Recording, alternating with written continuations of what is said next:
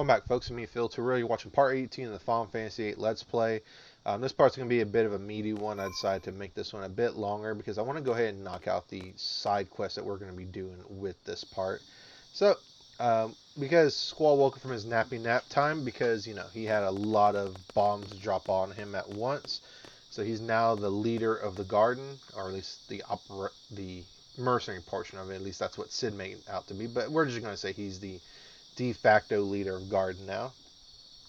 So Rinoa is going to invite us out to a concert that we were getting the instruments for with the little section with Irving. And you can choose to be an a-hole about it, or you can choose to say, I don't know, which is basically like, let's go ahead and go, Rinoa. So we're going to go ahead and go. And if we talk to Irving right here, we'll get some plot going. But something to mention here, this is a concert. This is basically like the garden festival thing that Selphie was trying to organize, but got destroyed. And it's just really Squall's party and these two girls are watching it. Now, I like to think that a lot of the garden is actually down on the railroad tracks alongside these girls, but also that's a long way to watch the concert on Dobe's front lawn, if you can even call it a front lawn. So if we talk to Irving here, we can interrupt him making his move on Selphie. And Squall's like, oh well, and Rinoa just laughs. So we go down here, we can start the concert proper. Now, this concert has two outcomes. We're going to get the positive outcome because we picked the correct instruments for this date. If you pick any other combination of instruments, to my knowledge, you will not get a happy ending for this concert with Squall. It'll just crash and burn, and Squall will just be like, what's all this noise? And then it just won't be a nice time. But since we were very awesome and picked the right instruments, we can get a awesome date with Rinoa. Amazing music. Well, not really. I don't really like this track that much. But, for Squall, he probably enjoys because he's not going to say anything mean about it.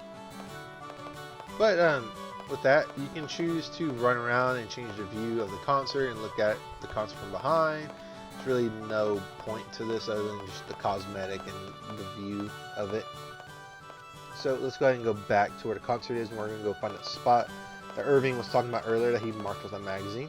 So we're just going to go ahead and look at the view one more time. When you go to the right, there will be a magazine you can go ahead and look at. This is actually where I believe Martine was. This looks like the place he was talking about.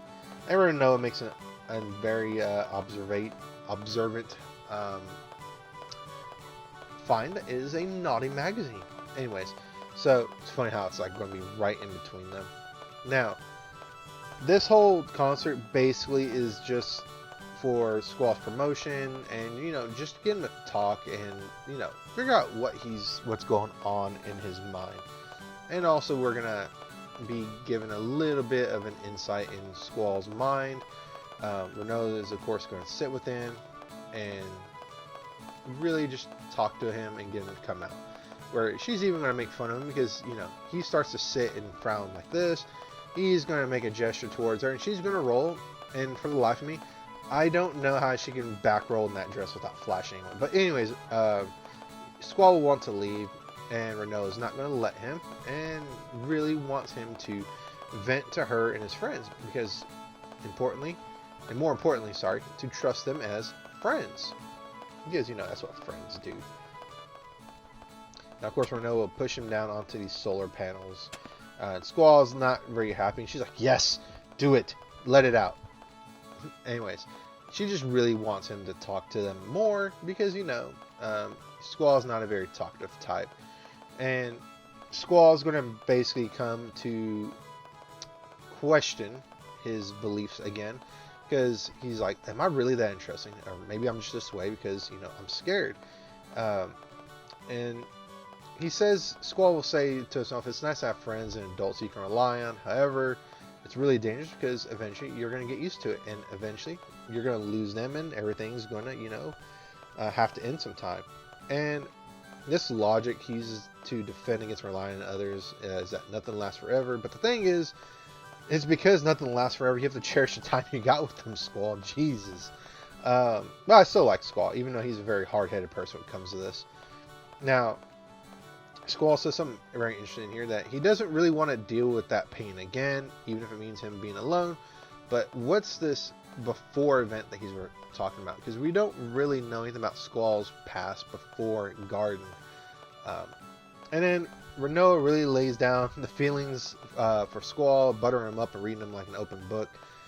She doesn't really allow him to shut himself in a cage of his own making, because I like to imagine that Rinoa sees herself in Squall in a bit because of the tragedy that happened to her and her own family.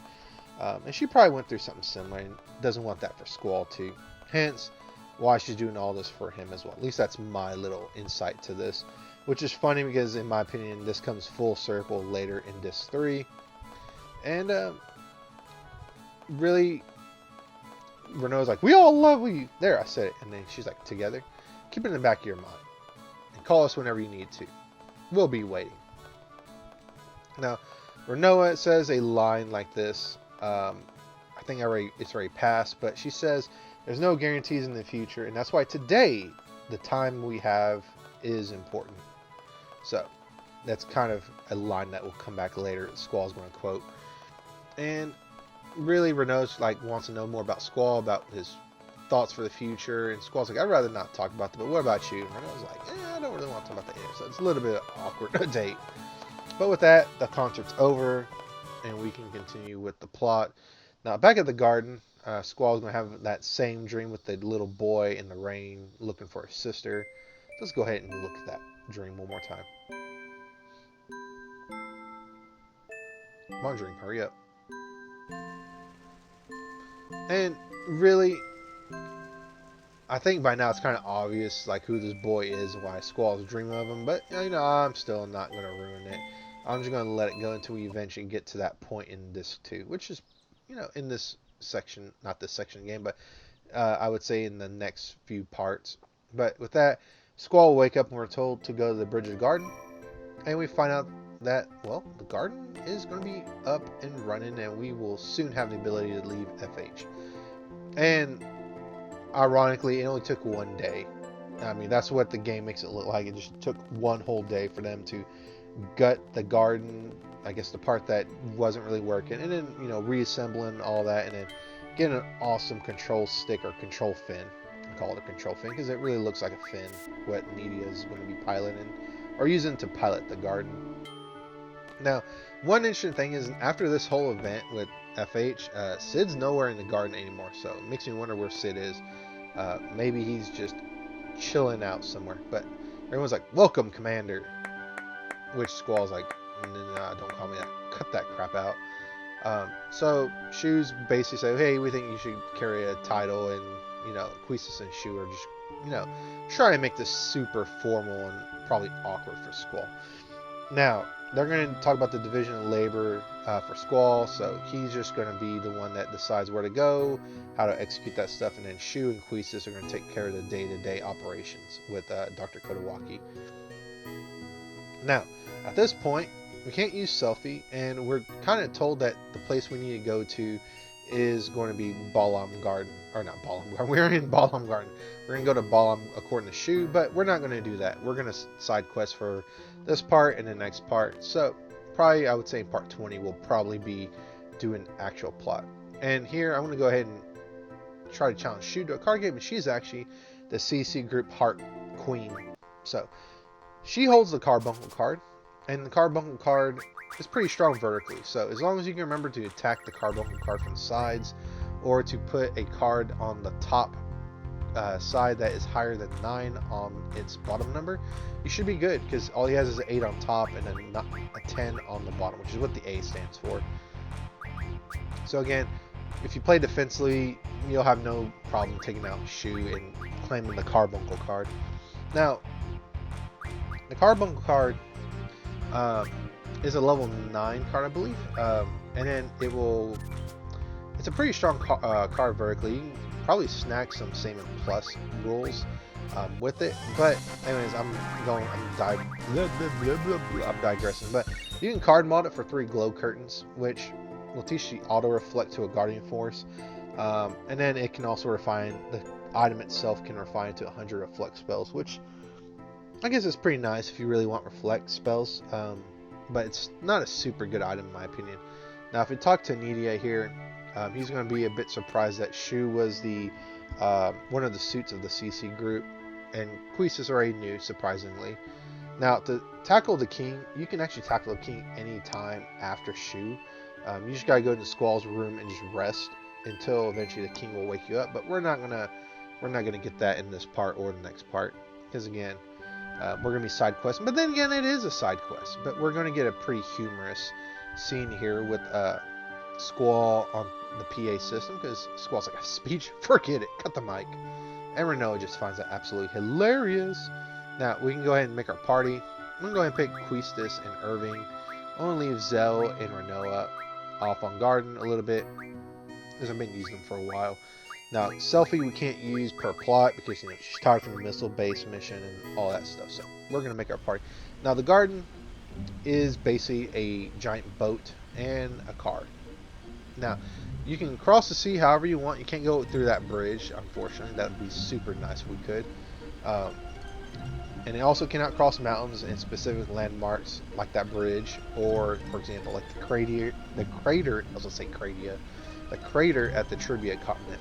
You can go from sea to land if there's a beach that you can drive the Garden up, so to speak. Now, we're going to go all the way to the north here, this island all the way to the north of the world map, because there's a nice little easy side quest here. It does take forever, unfortunately, but there's two reasons why I want to do this side quest. One is we can get a very powerful spell from this location, and two, I really like the item you get at the end of this side quest. The second item, I guess you could really say, the second item we get from the side quest. And also, we're going to introduce one of the mascots for Final Fantasy, the Chocobos. Now, that's the place we need to go, that little dome structure building, but we're going to go into this equally domey forest right here. Now, we're in the far north here. We're not going to really get into very many enemy encounters. I think we're going to get to one enemy encounter in my memory of this part. Now, in this forest, we're going to meet this boy that's called the Chocoboy, and we're in the beginner Chocobo Forest. Now, the Chocoboy is going to tell Squall that only one person can come here. Otherwise, the Chocobos are going to be scared. They're not going to want to come out. So, we're going to go and catch a Chocobo in this forest. Now, Chocobos are completely optional in Final Fantasy VIII, and there's absolutely no need for Chocobos to beat Final Fantasy. But I like them, and they'll be instrumental in getting the airship back in Disc 4. That said, now, when you talk to the Chocoboy here, he'll give you a small lecture on how to catch Chocobos, but basically, you'll use a sonar to find a spot in the ground where small little Chocobos will be summoned when you use your whistle. Now, the goal to get a Chocobo is to find specific spots on the ground that will remove or summon Chocobos until there is only one left on the ground. And then a Chocoboy will also give you a hint for a price if you need a hint, but if you just follow along with me, you'll be able to solve these puzzles really easily.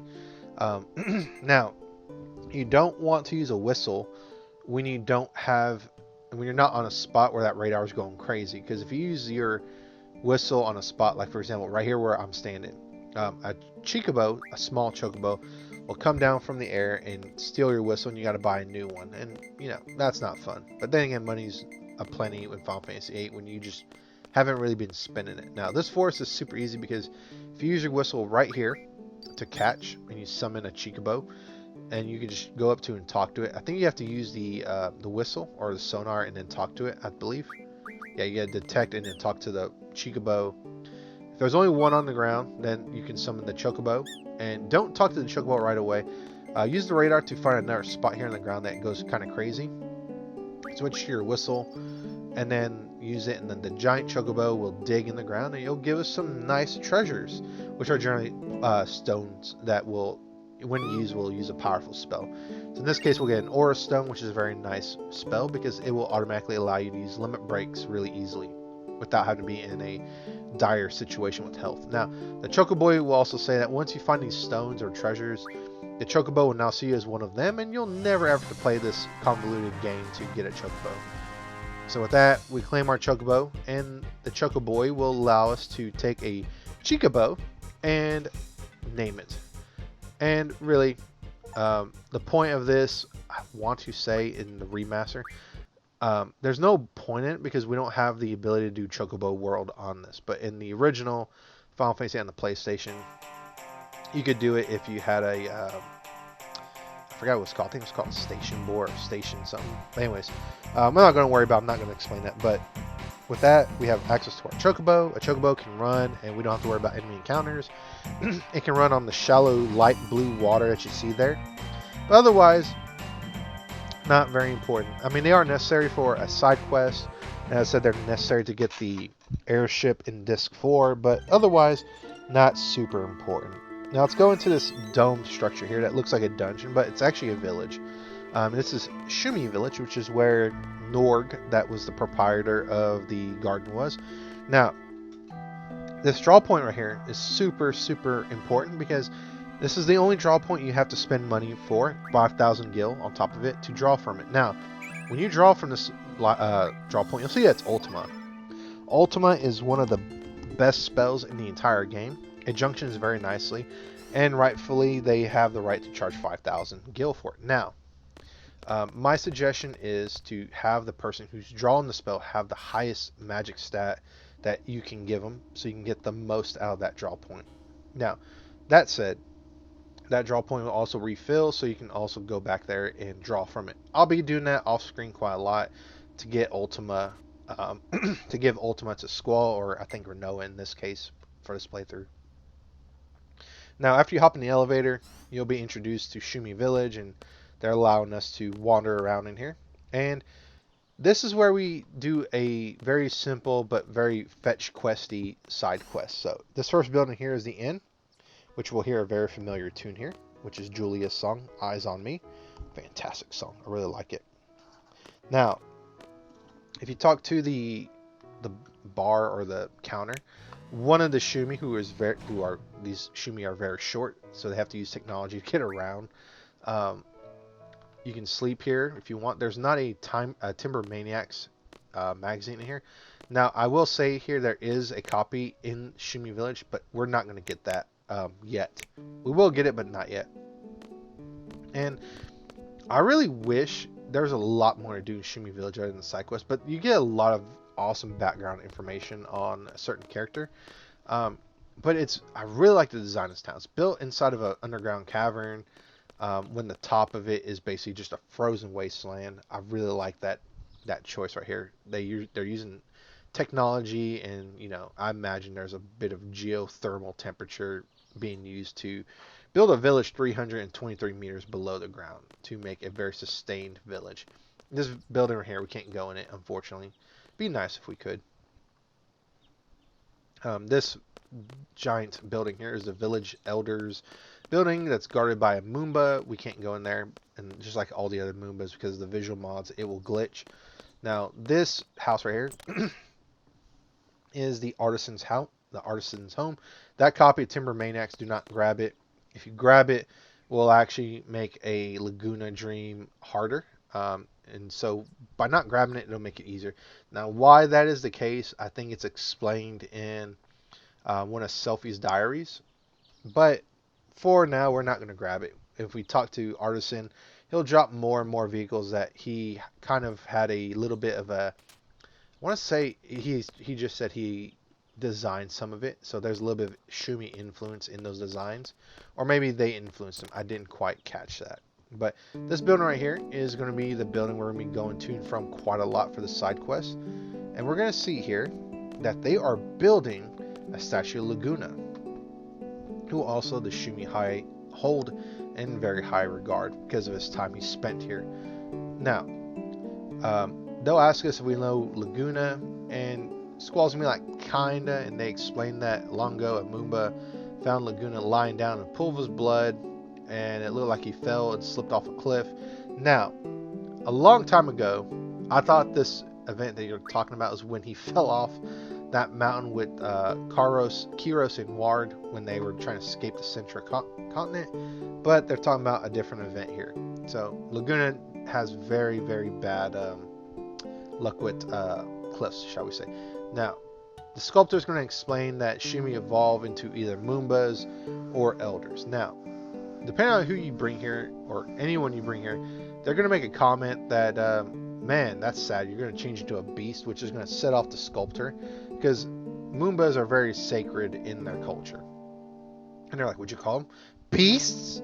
And they goes off on a little bit of a tirade here, explaining all the amazing attributes of a Moomba. So, and they're pretty cool. I really like Moombas. I just wish Moombas were in more Final Fantasy games other than a little bit of a cameo. I think the last real, although really I stopped really playing Final Fantasy after 12, really. But Final Fantasy 16 just came out at the time of this recording on PC, so maybe I'll go give that a try. But I really wish Moombas were more than a cameo in the other Final Fantasies. They were just really relegated to Final Fantasy VIII. But with that, we're going to go and talk to the Elder per sculptor. And the Elder is going to give us a little bit of information here. So let's go ahead and talk to this draw point. It's a Blizzaga draw point. So let's go ahead and give it to Squall. And then let's go ahead and go into the Elder's home, which we'll see that the Elder is a very, very tall and skinny Shumi, where all the other Shumis are a little bit short and a little bit stubbier. And Elder knows that we came here because we want to know a little bit about Laguna Lior. And they say 17 years ago he came to his village when he was injured, and he was on his way to Estar to save Eleni, which we're not supposed to know that yet, but they spoil some of the plot for later. Now, an interesting thing about Laguna is the Moomba that saved him. He really wanted to teach him how to speak because he felt sorry for the Moomba first off, but then he also felt that words and communication were, kind of useful and important, right? But the Shumi also understood that Laguna, despite being bad at communication, he really was a very good person at heart, and he had some kind of power to attract people, if you will. He was very good at bringing people together, and they also realized how desperate he was to rescue Eleni. And this really endeared, the Laguna to the Shumi, and they want to build a statue of him, which we will help do. Now, this is a little bit of a fan theory on my part, but in hindsight, once again, I find it funny that the Elder is trying to, quote, bribe us with a gift to help them build a statue of Laguna.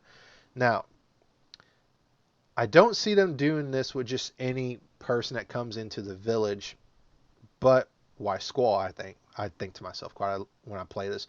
I mean, you could easily take the easy way out and say that it's because of the plot of the game, and it's a bit deeper than that, but it's mentioned in the game that Moombas can remember a person by the smell or the taste of their blood, which that Moomba did find Laguna in a pool of his blood. Now, I'm not saying that Laguna's blood got licked by that Moomba, but I will say that that Moomba did at least smell Laguna's blood. And if we remember correctly, at the D District prison, all those Moombas kept saying, Laguna! Laguna! to Squall after he was tortured. And maybe one of those Moombas came back to Shumi and informed him that, hey, this guy, at the very minimum, reminded them of Laguna. So kind of interesting. I'm not going to say more on that, but that's just my little fan theory about why they just let Squall help with the statue of Laguna. Anyways, enough of my Final Fantasy VIII theories. But to get this gift, we need to help the sculptor build this statue by finding 5 different stones: the water, wind, shadow, life, and blue stone. Now, the first stone we're going to find is the blue stone, which is going to be here in this workshop there on the left behind Irving. Now, if you have any trouble, if you don't want to watch me get all these stones, there is a Shumi in the middle of the village by the entrance of the elevator that can help us find the locations of these stones, but we're just going to go ahead and find us that. The blue stone, we found the first one. Now let's go find the next one, which is going to be the wind stone, I believe. And as I'm finding these stones, I'm going to be jump cutting back and forth a lot, because Shumi Village is basically just 3 screens. This one, the Elder, and then the entrance where the elevator is, and of course right above it, but I'm just talking about inside the village itself. So every time I find one of these stones, I'm going to jump cut back to the workshop, and then we're going to go and find the stone, and then we're going to jump cut back to the workshop, and so forth and so on. So let's go ahead and jump cut back to the workshop. We're going to tell the sculptor that, hey, we found a wind stone, and then he's going to ask us to find a life stone next, I believe. Is that Lifestone? Yes, the Lifestone. So, Lifestone seems kind of weird. Oh, and there's draw point of Faraga right behind the statue. That one, I believe, will also refill. All the draw points in Shumi Village will refill, but the one for Ultima, you do have to spend money every time you try to draw from it. So let's go ahead and get a life stone, which if you talk to the Shumi in the village, he mentions that it grows underneath the roots of trees. So we're going to go and do that, but let's go and get some more Blizzagas. And then continue on. The moon was like, I'm just glitching out here. Glitch, glitch, glitch, glitch, glitch. And if you examine the background where the tree is, Squall will climb up here and get some stones. And you know what? As many times as I play this game, I just realized there's some like grass or whatever that stuff is in the foreground. Nice attention to detail. I never noticed that. But let's go ahead and jump cut. Go back to the sculptor's main workshop once again. What the heck are you doing, Phil? I think I'm hooked on the table. Anyways, talk to the sculptor, get him the life stone. And the life stone is going to lead us into the next stone, which is the shadow stone, and not the Shadow the Hedgehog stone. Now, the shadow stone is actually not going to be inside the village; it's going to be outside the village. So we have to actually go back to the outside. So let's go ahead and jump cut once we get to the next screen. So we're going to jump cut to the next screen. So we're back outside. Unfortunately, the Ultima draw point's not refilled, but we can find this shadow stone right here. So grab that, and then we will go back in the elevator, and then we will give that stone back to the sculptor. So let's jump cut once again. So give it to the sculptor, and then he will ask us for the last stone, which is the water stone. Now, the water stone is the one stone that can be a bit of a troll stone, because you think water, and you think, hey, it should be next to a body of water, and you wouldn't be wrong by thinking that, because I used to think that way. But turns out that the stone that this frog's sitting on is not the water stone. It's just a plain stone. The stone that we actually want, which I guess I was going to go over here to talk to the elder or to talk to the Shumi that's supposed to help us, but then I remember, oh yeah, it's not there. It's actually in this artisan's house. So the water stone is actually what they use to wash stuff, or I guess what he uses to work with stuff. So if you examine to the left of the sculptor, Squall will go, huh? If you examine that area, you'll find out that there's a stone there, and Squall's like, maybe this is a water stone. So if you talk to Artisan after that, he'll be like, oh yeah, I use this to wash. He's like, yeah, sure, go ahead. So with that, we have the water stone, which is the last stone we need to finish this little side quest. So let's go back to the workshop, and we'll talk to the sculptor one last time. We're going to be talking to him quite a bit.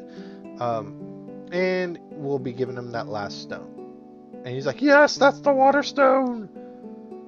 Congratulations, your job is complete. Now you can go see the elder. Well, I could have seen the elder anytime I wanted, but it's because now we're done with the quest. So let's go talk to the elder. And the elder is going to give us a gift of awesome proportions. No, really, the first gift sucks. So as we enter the elder's house, we're going to tell him that, hey, we finished everything, and the elder's going to present our gift, which is a pretty lame gift. His hand is going to be presented to Squall, and there's absolutely nothing in his hand. An attendant is also going to say, elder, they can't see it. And then Irving's like, am I missing something here? And Quee's like, I don't see anything. And Squall's like, what the? I don't see anything. So attendant's going to explain that the gift is actually seeing the elder's hand, and he's going to elaborate here on why this is such a big deal to Squall and Co. Well, he doesn't exactly say it. He's like, what else? The honor's seen his hand. There we go. Now he tells him that it's a hand. And he explains that the hands are very important to Shumi. They shovel the earth, they create wonders, and he justify his eldership. And so, that's our gift. Like I said, it's a pretty lame gift, and it sucks. And the others are like, hey, this shit sucks. Just cussed right there. Oh, man. Oh, well. I'm going to let that slide. If this take stays, it stays. So, with that, the attendant's going to decide to give us a souvenir because he knows how lame and dumb the gift is that we got from the elder. So, this is the real reward here. A Phoenix Pinion, which is a very nifty reward. I'll explain what that Phoenix Pinion does here in a minute after we have this little conversation with our team. So Irving and Queestis are like, what a waste of time. I wonder if they were really serious about the hand thing. And we can try to explain what it all meant here. And Squall can explain that, it might be a big deal because the elder's hands were concealed the entire time. And they can't be stupid here in this place since they built this underground 332 meters. And their customs may just come off as weird to us outsiders. He also mentions that they really like Laguna and they want to treat their party with respect since they also know Laguna. And it was a very decent, heartfelt, welcome according to Squall. Now, after this, the party reflects and think, it was a pretty good distraction. Now, back in the Legion Noom, and this right here, they're like, this is a shame. They probably think that, of course. But yet, we're over here thinking, no, there was something very deep and meaningful into that gesture that the Elder made with his hands. Now, Elder's attendant right here, or attendant for short, is going to say something that is going to rub the Elder the wrong way. And, well, he's like, sounds like a poor excuse, and I think that was the thing that got underneath his skin. So he's like, okay, I have an assignment for you. And he's like, yes, I want you to help build that statue, and you will not rest or sleep until the statue is complete. So the attendant is like, no, please, please don't do this. You misunderstood me. Mercy, please. And then we hear it, no. I always just want to imagine like that Darth Vader scream from Revenge of the Sith. No. Anyways, I might need to tone that audio down for there. But if you go inside the Elder's house, you can talk to him a little bit more, but nothing really has changed other than the attendant's mood. So what we're going to do is we're going to leave Shumi Village, and we're going to come back in. And that's going to reset the attendant into the workshop. So we're going to do it after I decide to get my Blizzaga spells onto Squall. So with that, the first leg of our quest is done. And we're going to leave and then come back. So let's go ahead and get that jump cut. So I went ahead and left Shumi Village and shown that I came back in here. And if the Ultima draw point is fully restored, I would highly suggest going in and drawing from that draw point. Because again, Ultima is a very powerful spell. Especially when you start to get to the high numbers. Now, let's go ahead and go to the workshop. Oh, I didn't explain what the Phoenix Pinion is. So the Phoenix Pinion, what it does is it will, of course, revive a character. Just very much like a Phoenix down, but also it has a chance of saving you from a game over because it's technically the Phoenix summon, but in item form. So if all your party members die, there's a chance that it might intervene on your behalf and revive the whole team to prevent a game over. Now, Attendant, even though he was ordered to come here and help Sculptor, he's going to choose to not really help. He's just going to sit there and dawdle in the corner. And so we got to find a way to get Home Dude over here to decide to help the sculptor so we can make the statue of Laguna, which, looks pretty sweet if you ask me. So let's go back to the Elder's house and see what he has to say about this whole fiasco that he started with the attendant.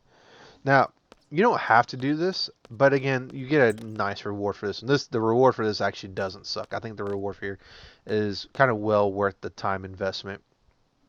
So if we talk to the Elder, he's going to say, well, the Moomba can help us. So, go tell the Moomba to tell him. Because if the Elder asks, it will become an order. And he doesn't really want to do that. Even though he did give him an assignment. So that kind of doesn't exactly make sense to me. But we talked to the holographic Moomba because he's glitching out like any other Moomba because of my visual mods that I have installed on the game. So let's go to the workshop and we're going to see the Moomba work his magic. He's like, poke, poke, hey, do something. Oh, it's just you. Poke, poke, hey, do something. What do you want? Glitch, good glitch. Or he did glitch once when he did his little shriek. But eventually the Moomba will explain to Attendant, and Attendant will yield because, the Elder said to do this, and he's like, this is not fair. And of course the Elder is not going to give him any choice, so I guess in the end it became an order. So now Attendant is going to work, and now we will be getting even closer to the realization of Laguna's statue. So you can go back here, use the draw point if you want, but now you need to go back to the Elder's house, and we're going to continue this quest. So we're going to go there, and we're going to find out a little bit more about Attendant and his dreams and hopes for the future. And unfortunately, the sad truth and reality for Shumi as well. Well, at least we got 9,000 gil. So let's go ahead and talk to the Elder. So the Elder's like, oh, the attendant's finally working great. The statue should be done soon. Now, Squall, of course, says, maybe it's none of my business. What's the point of forcing him to do something against his will? And the Elders basically said, you don't understand, there's no one in the village who admires Master Laguna more than my attendant. So he should really want to work on the statue. But the reason why he wants to refuse to work on the statue is because he strongly wishes to leave and fight along Master Laguna, not to spend time on the statue. Now, the thing is, the attendant doesn't want to become an elder, and one can't leave or fight until one becomes an elder. Now, the unfortunate thing is, as the elder is going to explain, that whenever you become an elder, you kind of got to put your stuff behind you, and you got to think about the best for the Shumi. At least that's what I take away from this. Now, we also learn that it's not against, well, it's against the Shumi way to pursue personal ambition, which is something that Norg did, which is why he was a black sheep. Now, Shumi have to accept their destinies, unfortunately, and it's not really fight against it like how the Intendant's doing. He really wants to leave. He really wants to go and find Laguna and travel along with them.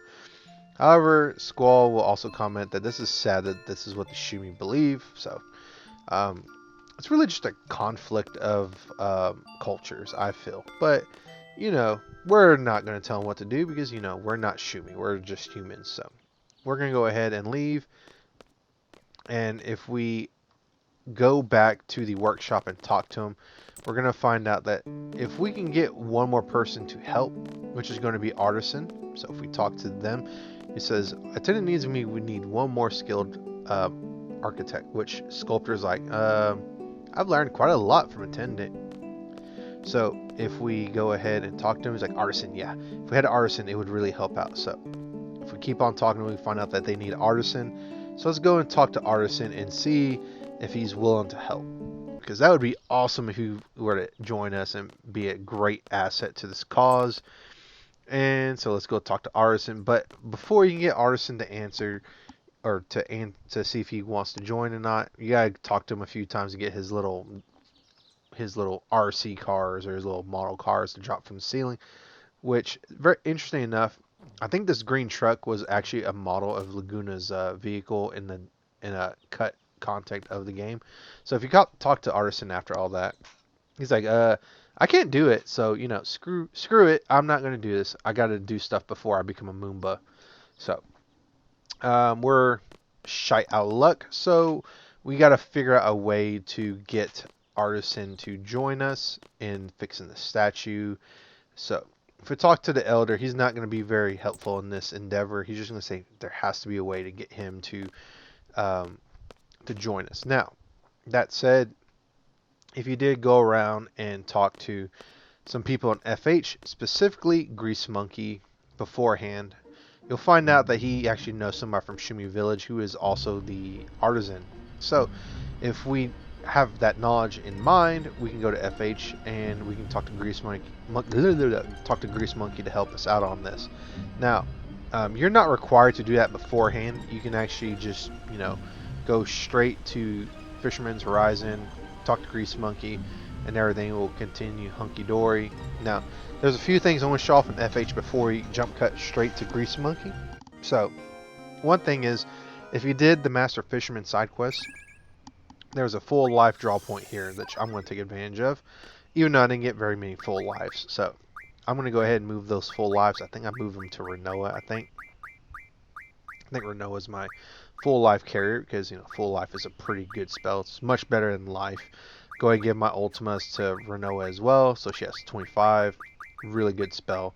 The thing about Ultima is it junctions extremely well to any stat, but if you junction it to your elemental defense, for every 1% you'll get one spell, or for every one spell you get 1% to your elemental defenses. Now this guy right here, if you talk to him, if you did the Irving dialogue with him when Irving was by himself, he basically says, you know what, I'm tired of sitting around and judging others, and so he's going to do something different with, you know, his not his life, but the way he approaches things. Now, let's go ahead and get to Grease Monkey right now. And Squall's like, is this a real Moomba? And Grease Monkey's like, no way, Jose, or Jose. It's just a model, and that's really above his pay grade or his skill level. Now, if you had Irving here and Irving talked to him, he does make a mention that, is this the thing that beat up that Gabaldian soldier? And Grease Monkey's like, yeah. And he admits right here that thing's out of his league of creation, and he got that Moomba from his friend in Shumi Village. So if you talk to Grease Monkey here, we'll inform him about what happened with Artisan, and he's like, it sounds like he has a lot on his mind. This whole thing's important. So let me pitch in my 2 cents here. Let me give you this Moomba. That Moomba just went right into the sky. It didn't actually jump onto Squall's person and then disappeared. It literally just jumped on him and then it went straight to the sky. Anyways, what I'm also going to do is I'm going to show off a few things here in Balam Garden. One of them is if you whatever party members you don't have, they'll actually be in the garden doing their own thing. So Zell's there, Rinoa will actually be in the library, and that's a nice thing. Now, funny enough, I didn't know Rinoa actually hangs out in the library when I did this recording, because, like I said, I always have Rinoa in my party. Now, I do know Zell is out there in the hallway sometimes, and also sometimes he'll wear his training uniform, the gray uniform that he wore during the Dalit training mission, or the seed exam. So that's interesting. Now I don't know where Irving or Selfie hide. I know Quisis hides on the bridge if you don't have her.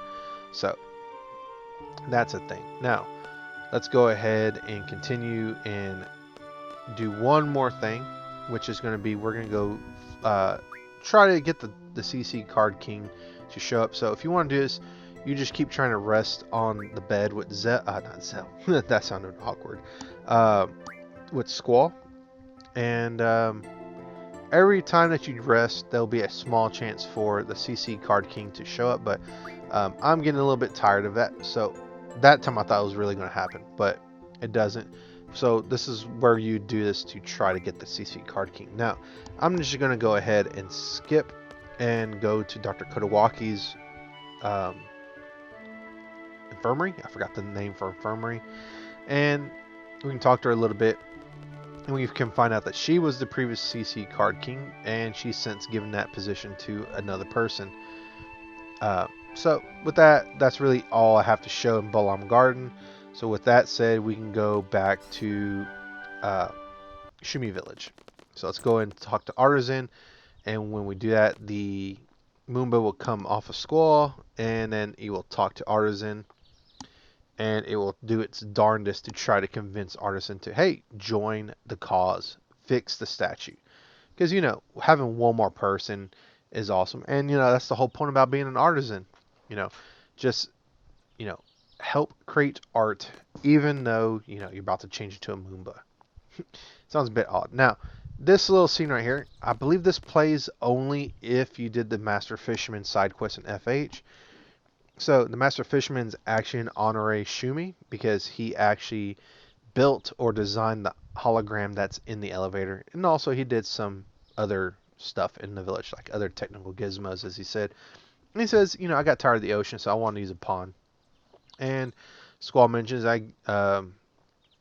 that he couldn't get away from fishing, and Master Fisherman's like, hey, it's in my blood.